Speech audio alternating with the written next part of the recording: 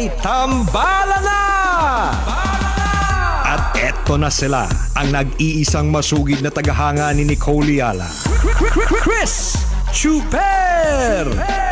Kasama ang nag-iisang diehard fan ni Chris Chuper, Nicole Yala! Dear Nicole and Chris. Dear Nicole and Chris. Dear Nicole and Chris. Dear Nicole and Chris. Magandang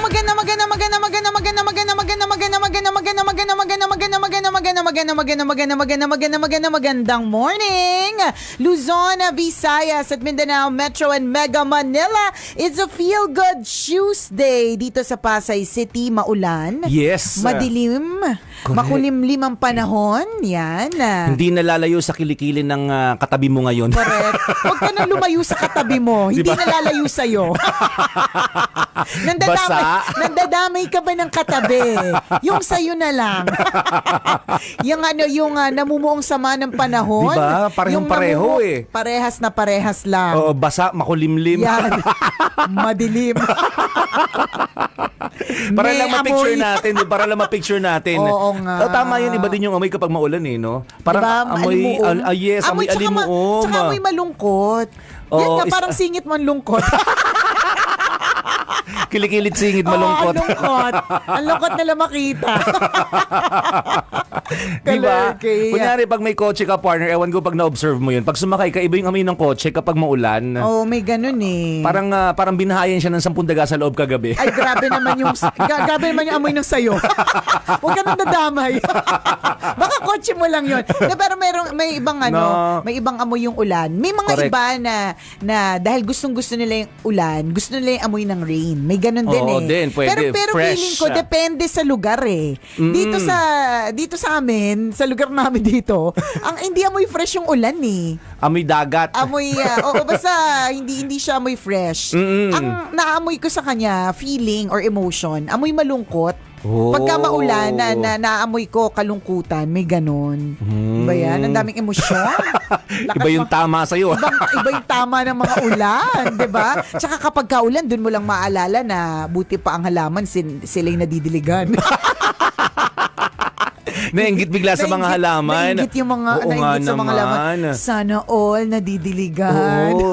Na pag naiintindihin mo yung galaw ng mga bulaklak ngayon na nadidiligan, parang lahat sila nakasmile. Masaya, diba? Diba yung parang sige, diligan mo ako. Mga ganun yung mga parang bulaklak. Ganun, diba? Kasi hindi naman magbo-bloom itong mga bulaklak na ito, itong mga halaman na ito kung walang pag-ulan. Diba? Totoo. Kaya pala hindi ka blooming. Wala kang dilig. Kung ano man ang dahilan, ano man yung dilig na sinasabi natin, yun na yun. Kung ano yung naisip mo, bala ka. Kung ano naisip mo, actually, yun na yun. Hindi na lang namin sasabihin. At parte ng buhay yun na. Yung walang dilig? Yung nadidiligan. Oo, yung may dilig at walang dilig. Oo. Diba? And dilig can mean a lot of things eh. Yes. Diba? So, happy ka kapag nadiligan ka ng ng pera. Diba? Kapag merong may ganyang grasya na dumating. Pero meron din mga moments na tagtuyot talaga. Diba? Super tigang levels. Tigang in all levels. Diba? Para kang tigang na lupa. Ano bang pinagsasabi natin? Tigang na lupa. Dilig, tigang. Ewan ko sa inyo. Para yung talong nananahimik yung talong, iba'y naiisip ninyong lahat. So bakit Tagalog word, tigang? Oh, how do you describe dry parched land? Oh. 'Di ba? Tigang na lupa. Oo nga. Tuyong Tama lupa. naman, tama. Oh, 'di ba? Tuyot, tigang. Oo, mas bagay naman yung tigang na lupa versus tuyot na lupa eh. Oo, hindi. Oh, 'di ba mas wak yung tigang eh. Talagang ramdam mo talagang bumibitak-bitak na. Pero nadinig ko din minsan yun sa kumare nung kaibigan ko. Sabi, huy, tuyot na yun, tuyot. Sino ba? Huy, lupa, pinag-uusapan. Baka may sino na dito. Huwag kang nandadamay ng kumaring tuyot. Kasi yung ibig sabihin, kung yung ang salitang tigang ay bagay sa lupa, yung tuyot bagay na sa kumare nung kaibigan ko. Huy, tuyot na tuyot ka ngayon. Pero may ganun eh. May ganun din talaga. Oo, na so parang, dun siya mas bagay. Oo. Pati skin. Merong skin na tuyot. Merong skin na parang nadiligan. Ibig sabihin na parang moisturized na skin. Ganun. Oo, correct. So parang ganun ang ibig sabihin. Yun ang ibig sabihin namin. May iba po ba kayong naiisip sa tuyot, tigang at nadiligan? Yung tataan. Bakit gano'n nananahimik ang mga salitang ite? Oo nga, wag nating Binibigyan nyo ng meaning eh. Walang ibang kakahulugan dito. Kami? Panahon ng pinag-uusapan dito. Tambalan ang pinag-uusapan namin pa na meron Kalikasan. kahit kailan Environmentalist kaya kami for today's video. True. Naisip nyo bang nag-double meaning kami? May double meaning? Wala kang ebidensya. Charet. Sabi ng nanonood, wag kami. Wag nyo kaming inaano. Wag nyo kaming pinagloloko. 18 years na tayo together. So good morning po sa inyo. Sana po sa lugar ninyo ay tuyo. Oo. Dito po sa amin mamasama-sa. I don't like the rain eh. Yan yung hindi ko talaga gusto yung season na yan.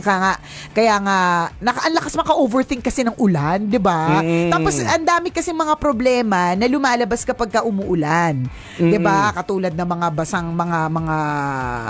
basang ano tawag diyan, yung mga damit. Oo, na hindi natuyo masyado. Correct, Tapos diba? pag hindi naarawan yan. Tama, diba? mga bubong na butas. Diyan naglalabasan eh. Kaya nakaka-lurky ang ulan. Kaya ang wish ko sana bright and sunny yan sa inyong lugar for today. Tsaka i-observe mo, di ba, kapag maulan talaga, parang lahat ng mga bagay, standing still lang. Yung pusa nyo hindi masyado magalaw. Correct. Tingnan mo, yung aso nyo parang malungkot din. Tama, di ba? Sabi ko sa'yo, amoy malungkot pag maulan eh. Di ba, nakaano lang sila, nasa sofa, o kaya nakasalagmak lang.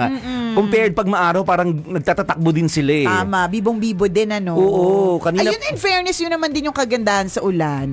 Parang meron tayong lisensyang maging tamad. Feeling ko lang din. Parang ang ulan kasi, wag na nating ituloy yung kung ano man yung itutuloy natin maulan. Di ba? Parang mga ganern. Totoo ka dyan. Kasi kanina pagising ko, kaya ako nabanggit yun. Kanina, normally yung pag maaraw, yung mga aso namin, talagang nagtatakbuhan na sila, tulog pa kami. Ngayong maulan, nauna kami gumising, tapos ginigising namin sila, tamad na tamad. Di ba? May ganun Oo, talagang nakahilata, nakabuka ka pa sa mga higaan nila, yung mga alaga naming aso. May ganyang effect namin, talaga yung ulan. Weather. Pero wala, ikaw ba, gusto mo, do you like the rain? Sometimes. Oo, sometimes. Pag gusto mo mag-emote. Nakakadagdag yan, di ba? Ang lakas kasi maka-overthink talaga ng ulan. Oo, pag nasa kotse ka, tapos inabot ka ng malakas na ulan doon, tapos sasabihin mo, dito muna ako, danamdamin ko lang yung ulan. Tapos meron kang background music na malungkot. Yan. Kung hindi ka nagmamadali, pero kung halimbawa, nasa loob ka ng kotse, umuulan, nagmamadali ka. Stress yan kasi alam mo na sa sarili mo na kapag ka umuulan, mas matindi ang traffic. Ayun. Ayan, 'di ba? Nakitaan mo ng positive, nakitaan ko na naman ng negative. Ayoko talaga ng ulan eh. Hindi ko talaga siya gusto. Hindi na-explain ko yun, kunyari, 'di ba? Hindi ka naman makababa ka agad ng kotse. Yan. Kasi wala kang payong. Kunyari, wala ka naman sariling parking sa loob ng bahay, tapos nakapark ka lang somewhere. Sound trip ka. Oo, nandun lang sa kotse. Ano mga magagandang kantang pang sound trip kapag ka umuulan? Lakas Yan. tama. Ayan. Okay. Okay. Sige. Akala ko naman nag-i-emo ka. Nagdodroga ka pala. Charot. Nagpa-party pala sa loob. Ibang party. Nag-e-emo. Nagiging emo. Di ba nagiging emotional? May ganun talaga. Pero to yun, mas masarap namin talaga kapag umuulan bago ka matulog. O kaya minsan nga kahit nakadungaw ka lang sa bintana tapos may hawak kang kape. Di ba ang tagal nating nakatulala sa bintana? Yung mga ganyan, yan yung mga masasarap. Pero kapag ka nagko-commute ka, sasakay ka ng jeep, makikipag-agawan ka sa UV, Naku, mga ganyan. hassle yan. Sobrang hassle. Tingnan mo, nakitaan ko na naman ang negative.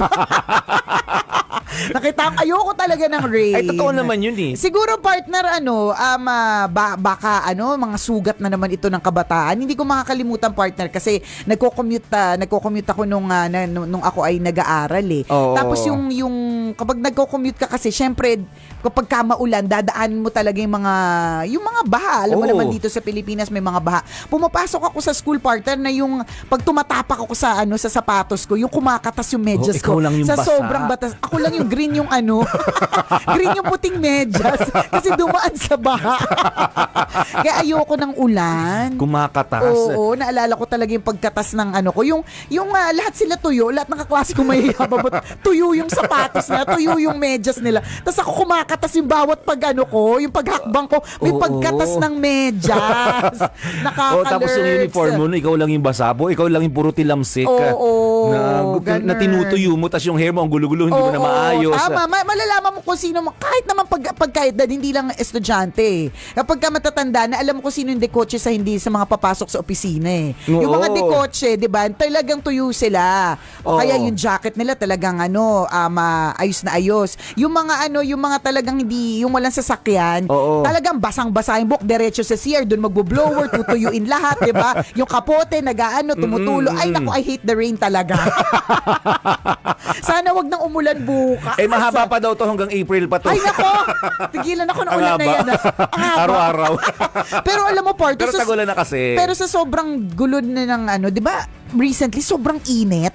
As in like few days before this, yung pag-ulan-ulan dito sa amin sa Pasay, ang init naman ng sobrang init na... Mainit ang singaw. ang init. Tsaka ang init talaga, nag-migraine ako sa init eh. Kasi ibig sabihin sobrang init na talaga. Ang na talaga ang gulo na ng weather. Ng weather, yes. Climate change, global warming. Yan na talaga po ang mga problema ako talaga na-observe ngayon. ko din yun eh. Kasi lumaki ako sa amin, sa Quezon Province. Kapag August talaga, sobrang lakas lagi ng hangin. Favorite yung season na yun kasi natatapat ng Town Fiesta. At kapag Town Fiesta, nung lumalaki ako, lagi akong pumupunta sa mga peryahan. And pag sumasakay ako ng Ferris wheel, kung ano man, talagang ramdam mo yung hampas ng hangin sa sobrang lakas. Umuwi din ako nitong nakaraang August, yung sinasabi kong malakas dapat ang hangin. Sabi ko, ba't walang hangin? Ang init? Oo, dry na dry. Normally talaga, naobserbahan ko yun talagang ilang years kong na-experience yun, ang lakas ng hangin kapag August. Itong huling uwi ko, parang dry na dry. Diba? Tapos nitong September na siya nagkaroon ng hangin. Sabi ko, late na. Ba't late yung hangin Nagalit. ngayon? Bakit late na? Bakit late kayo? Dapat August ko kayo hinihintay, di ba? Kaya nga sinira niyo yung kabataan ko. Sa kayo napunta, naligaw ba kayo? Diba? Naliligaw na sila. Actually, ang gulo na eh. Pwedeng i-associate talaga siya sa sa climate change. And global warming. Kasi sa bagay, partner, mga bata pa lang tayo, issue na yan eh. Yung pagnipis ng ozone layer. Bata pa tayo, tingnan mo naman, look at us now. Diba? May edad na. Di all the more. Yes. All the more na issue siya. Kaya, kung ano po yung mga ways and means para to save the environment, diba? Gawin po natin yung mga paraan. Kasi marami namang gumagawa ng ganun. Marami namang nagme-make ng effort. Katulad ng halimbawa kung making use of mga dispensers instead of always buying, o kaya magre-refill ka. May mga stores na ngayon na ang in-offer nila is pwede ka mag-refill nung mga yung mga soap o kaya yung mga shampoo, body wash or kung ano man, nire-refill. So ngayon nakakatulong ka in a way kasi hindi ka bili ng mga bagay na gawa sa plastic na hindi naman natin alam kung anong magiging effect. 'Di ba? Na alam naman natin hindi magandang effect pag pinagsama-sama kasi hindi naman sila natutunaw. Correct. Diba? Huwag ka nang magalit kapag hindi ka binigyan ng straw sa drive-thru kahit nakakairita talaga.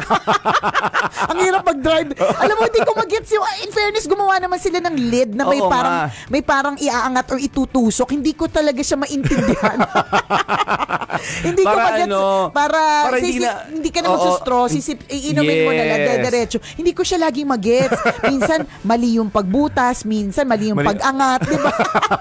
So, hindi mo pa rin siya mainom? Hindi ko pa rin siya mainom. O kaya natatapon pa rin. Yun na yung next assignment mo. Pag-aralan mo kung paano siya gagamitin. Pero come to think of it, tinanggal yung straw pero pinalitan ng plastic lid. Ganun din. Ganun din, actually. Di ko alam kung anong Or baka biodegradable yun. Hindi ko alam. Siguro dahil mas bumabara ang straw sa tubig kanal na nagkukos ng posibleng ng pagbaha. Oo, mga ganyan. Ganun ba? Paki-explain ko. Yung mga nasa drive-thru ngayon, paki-explain ko. Waiting kami. Pero ako nasobra ko na-appreciate kasi 'di ba dati usong-uso talaga yung styro. Buti nga wala na ngayon, puro karton na eh. Marami nang gumagamit ng karton. Naalala ko doon, isang purchase ko lang, pag nagpabili ako kay Kajot ng breakfast, isang plastic yun, partner eh. May sopas, may pancake at saka may bangus, may bangus silog. Match na match silang tatlo, no? Okay. Minsan may Caesar salad tsaka fruit Wow, salad. may mga Caesar ganun. salad. At lahat yung nakalagay sa styro. Itigi-tigisa. Oo. Bawat pagkain. Correct. And Oo. na-realize ko, pagkatapos kong kumain, kalahating plastic bag ng styro yung i-dispose ko. Breakfast pa lang yun. Breakfast pa lang yun. At isa pa lang yun. Isa pa lang ako. Correct. So isipin mo kunyari, ang dami namin nag-order ng breakfast na yun ng ganun karami. Paano i-dispose yun? Tama. Di ba alam naman natin ng styro, hindi naman talaga siya basta-basta natutunaw. So good thing, ngayon puro karton na kung ma-observe mo. Kaya yung sopas na pin-order ko minsan, hindi ko pa kinakain ng tanghalit. yung mga macaroni nakakalat na. Yung sabaw wala na. Sa papel kasi. Yun lang. Hayaan mo na. At least you're taking care of the environment.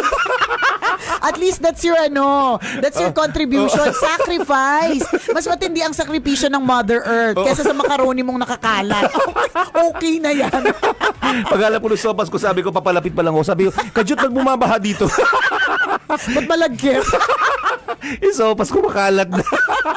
Kasi natunaw na pala. Diba? Pero may mga ganong improvement. O di Yes. naman kaya, yung reusable na mga containers. Oo, Pwede pwede yun. din, Diba? Maski ngayon sa mga coffee shop partner, ang ginagawa ng iba, ino-offer nila that you can use your own container instead of sila yung magpo-provide ng plastic para sa'yo. Ganon. Yes. Pwede din yun. Mga ano yun eh. Alam mo, kahit pa sabihin mo nga, isa ka lang sa buong coffee shop na gumawa nun, kung ilan naman kayo sa isang araw, 'di ba? Parang ganun din. Kahit isipin mo, ay ako lang naman naggumamit ng plastic straw na ito, hindi ikaw lang. 'Di ba? Yung ikaw na pinagsama yung maraming ikaw na ganun mag-isip, ang dami nun. So Totoo. ganun din in the same way with taking care of our environment. Yung ikaw na hindi gumagamit ng plastic straw, ikaw na mas pinipili mag-reuse ng mga containers versus yung bibili ng bago o kaya styro o kaya plastic or whatever. Yung ikaw na yan, kung marami kayong ganyan mag-isip, tayo na ganyan mag-isip, ang laking tulong din nun. Totoo yun. Diba? Tandaan tayo matitegi tayo ng mas maaga, pero yung mga junakis natin, sila yung magmamana. Correct. Gusto natin na kapag pumunta talaga sila sa ibang bansa kasi winter talaga. May mga pagkakataon na marami tayong naririnig na ganyang kwento, 'di ba, partner, na maagang nagmelt yung snow. Hindi pa naman oras ng pagmelt pero nagmelt siya agad. Yung mga Totoo. ganun. O kaya may mga lugar na nag-snow kahit hindi naman talaga nagsusnow doon. Totoo. 'Di ba? Yung mga ganyan, isa sign na kagulo na talaga yung environment natin. Alagaan po natin sila kasi yung pag-aalaga natin sa environment ay pag-aalaga din sa mga hayop at pag-aalaga din sa mga sarili natin. At alaga para sa future generation na Yes. magmamana nitong bahay natin. Totoo. Ganun. Pag sinira natin yung environment, damay tayong lahat, 'di ba? Alam na naman natin 'to pero 'di ba masarap pa rin siyang pag-usapan kasi hindi naman siya kumukupas sa topic. Tama. Relevant siya itong ganitong klase ng topic. Paalala na lang, 'di ba? Tama yung sinabi mo, partner, no? Yung simpleng nagtapon lang naman ako ng balat ng candy. O ikaw lang naman akala mo maliit lang. Pero yung sinasabi natin pag nagsama-sama pa rin yan, 'di ba, yung ice candy, yung chichirya, 'di ba, yung mineral water, at saka yung balat ng candy mo, pag nagsama-sama yan, tingnan mo, tapat lahat yan sa bahay mo. Correct. 'Di ba? Sasabihin, ay balat lang ng candy pero ang dami pala. Alam mo, ang di lang ano talaga. Ewan ko lang kung nagagawa nyo ha. Pero kasi sa amin, pag may dumadaan yung basura, kahit na naghiwalay kami ng biodegradable sa non-biodegradable. Sama-sama pa rin. Pagdating ng basura. Pagdating ng truck ng basura, sama-sama sila. O baka lang, hindi ko nakikita. Baka may mga containers na sila. Hindi ko rin alam. Baka naman doon hinihiwala, hindi lang pinapakita sa inyo. Ang effort naman, nakahiwalay na sabi nga. Sabi niyo, ayoko magpakitang gilas, baka ayoko magpasikat. Ayoko nakikita niyo, sabi ng mga nagbabasura. Explain nyo sa amin dun sa mga yung mga nangongolekta ng basura. Good morning po sa inyo. Alam nyo po, kayo yung isa sa mga heroes namin. Masayang-masaya lahat ng tao. Aminin niyo kapag nandiyan na yung truck ng basura, lahat ng tao natataranta. Kasi ang dami natin basura sa loob ng bahay, 'di ba? O dyan na yung truck ng basura, ganyan. O kaya pag hindi dumaan yung truck ng basura, issue na yung sa Viber group, 'di ba? Issue na yan sa sa grupo ninyo kasi hindi dumaan yung truck ng basura, ganun. So yung mga ganun ka-importante. So ngayon gusto kong tanungin po sa inyo. Halimbawa po, yung mga schools o kaya offices na meron talaga, o kaya malls na meron talagang literally yung magkakahiwalay yung mga biodegradable sa non-biodegradable, yung mga plastic sa papel, sa mga ganun. Paano po yun? Mamaya, may Zoom meeting daw kayo. Paki-explain naman Send po. na yung Zoom Hindi, link kasi mamaya. feeling ko sa residential partner, sama-sama sila eh. Ako din, yun din yung observation Yun yung observation ko. Although, dun sa village namin, kapag meron ka mga plastic, parang separate na pick up yun. Okay. Parang ganon. May ganon may mga plastic bottles, mga ganon. Separate na pick up yun. Pero otherwise, yun sa mga iba ha, ang pagkakaalam ko, kahit pag hiwa-hiwalayin mo, pagdating dun sa truck ng basura, sama-sama sila. Kakatala ng truck ng basura sa may mamaya, sa amin kanina. meron silang video na ipapakita sa atin. Demo. Webinar po. Webinar. Attend kami. Para malaman lang din natin, partner, na hindi naman sayang yung effort. Kasi yun yung sinasabi natin na we are doing our best, diba? Kahit papaano, in our own little way, to take care of our environment. Diba? So, yun. Di maganda yun. Maganda yung tinitrain talaga yung mga sarili natin sa proper disposal. Importante yun, yung paghihiwalay ng plastic. Yung plastic talaga, kalaban natin yun, kalaban ng environment yan. Napakahirap i-dispose niyan. Pag, kunyari, kahit di mo naman tinapon sa kung saan kumakalat kasi yan pag umulan. Kumakalat yan pag inado doon ng tubig hanggang sa makarating sa dagat. Diba? Tingnan mo. Yun nga yung sinasabi natin, partner, na madami ka nakikita na may mga videos na tayong napapanood na yung speaking of dagat na sinabi mo, na yun na yung nakain nung mga animals. Mga pawikan. Oo, correct. Diba? Tapos Totoo yung mga, nandun siya nakadikit sa mga corals. Correct. Yung face mask, nakita mo, nag-face mask na din yung pawikan. Oo, correct. Diba? Mga ganun. So, kawawa sila, hindi naman para sa kanila yun eh. Tayo ang nagkalat nun. Yes. Pag nasira sila, damay din tayo. Mamamatay sila. Mamamatay ang mga alaga nating hayop. Tagabantay din ng mga kalikasan yan eh. Sila yung nagpo-protect ng kalikasan natin. Pag nawala sila, wala magpo-protect. Tama. Diba? Damay din tayo. So, again, dependent tayo on each other. So, mag-ingatan tayo. Ingatan ng kalikasan, ingatan ng mga hayop para maingatan din tayo in return. Ano yan eh? It's a symbiotic relationship. Ganun ba yun? Hindi ko sure. Hindi ko sure. Hindi, you call it beautiful ecosystem. Yeah, di ba? We call it a beautiful disaster. Hindi, mali. Photosynthesis. Photosynthesis and chlorophyll. Yeah. may singit lang na mga science terms. Kahit wala ng connection. Chlorophyll. Fossils. Ganyan. Yung mga naalala sa science. Ganyan din. Cells, the basic structure and function of all living things. Yan. Botany and zoology. Botany, yes. Yan. Anatomy. Yeah. Digestive system. Pancreas. Hindi tawag doon, constellation talaga yun. Itong pinag-uusapan natin, ang tawag po talaga dito ay constellationology. Ay, hindi. No. Constellationology. It's called constipation. It's complicated. It's constipated. Gotta go mga kabisya. Mamayang 9:00, isa na naman kwento mula sa ating Mahiwagang Burnay ang ating mapapakinggan. Kaya rin yung Pakaantabayanan. Muli ako po si Nicole Yala. At ako naman si Cambio King Chris Chuper. Na nagpapaalala. Una, magdasal ka para mabuhay ka. Pangalawa, mag-toothbrush ka para mabuhay naman iba. Yun!